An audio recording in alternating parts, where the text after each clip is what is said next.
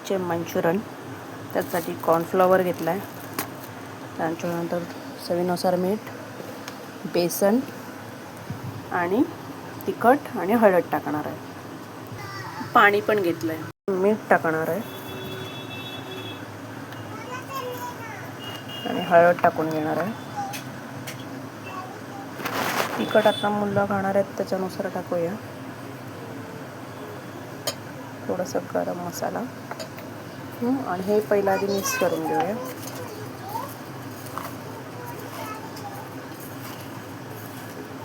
थोडं जाडेच कापलं आहे मी कोबी, कारण की बारीक कापला ना की नंतर मग तो एकदम बेसन वगैरे सगळं टाकल्यानंतर खूप बारीक होऊन जातो. म्हणून बघूया ट्राय करून कसं होतं ते. मोबाईल पकडायला कोण नसला म्हणून माझं सगळं मला असं करावं लागतं. बेसन आणि कॉर्नफ्लॉवर टाकून घेतलं आहे, मॅश करूया.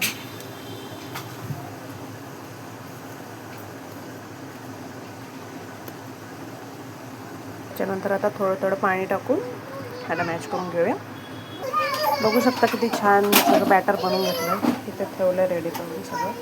आता कढई गरम करत ठेवली, तोपर्यंत अंशुकाला जरा अभ्यासामध्ये हेल्प करायला जाते.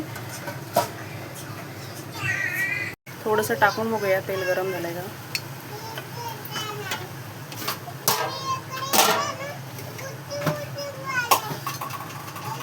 बघू शकता तेल गरम झालेलं आहे. बाकीचे सगळं टाकून घेऊया. बघू शकता मी आता सगळं टाकलं आहे. तर एका साईडने त्यांना शिजवून देऊया, मग पलटी करूया. बघू शकता मी दुसरी साईड पलटी केली आहे, खालची साईड, वरची साईड. आता ही पूर्ण खालची साईड शिजून झालेली आहे.